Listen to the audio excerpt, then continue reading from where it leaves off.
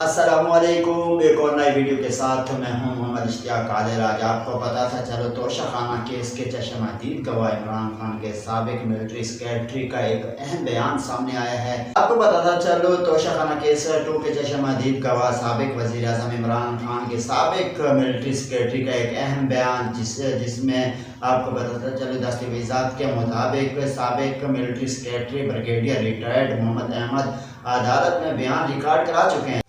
آپ کو بتاتا چلو یہاں پر مسئول دستاویزات کے مطابق سابق ملٹری سیکریٹری بریگیڈیئر ریٹائر محمد احمد عدالت میں بیان ریکارڈ کرا چکے ہیں، جس میں انہوں نے بلغاری سیٹ توشہ خانہ میں جمع نہ کرانے کا اندیا دیا ہے۔ چلو یہاں پر سابق ملٹری سیکریٹری اپنے بیان میں کہا ہے کہ 15 مئی 2020 سے 10 اپریل 2022 تک بطور ملٹری سیکریٹری فرائض انجام دے چکے ہیں، اور 7 مئی 2021 سے 10 مئی 2021 تک 2 روزہ سعودی عرب میں سابق وزیر اعظم عمران خان کے ہمراہ بھی تھے۔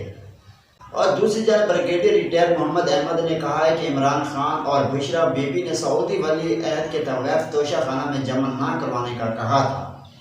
اور دوسری جانب آپ کو بتاتے چلو طوائف میں جویلری سیٹ، عود کی بوتلیں اور زیتون کا تیل، کھجور اور ایک کتاب شامل تھی۔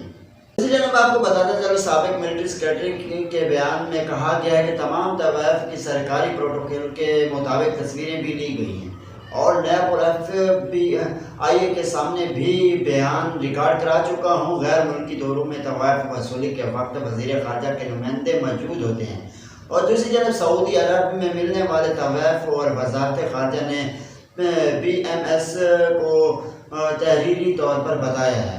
ملٹری سیکریٹری کے بیان میں کہا گیا کہ تمام طوائف کو سرکاری پروٹوکول کے ساتھ تصویریں بھی لی گئی تھیں، اور نیب اور FIR کے سامنے بھی بیان ریکارڈ کرا چکا ہوں۔ غیر ملکی دوروں پہ طوائف وصولی کے وقت وزارت خارجہ کے نمائندے بھی موجود ہوتے ہیں۔ سعودی عرب میں ملنے والے طوائف وزارت خارجہ نے BM آفس کو بھی تحریری طور پر بتا دیا ہے۔ دوسری جانب آپ کو بتاتے چلو بریگیڈیئر ریٹائر محمد احمد نے بیان میں کہا ہے کہ توشہ خانہ کابینہ ڈویژن کے محتاط ہوتا ہے۔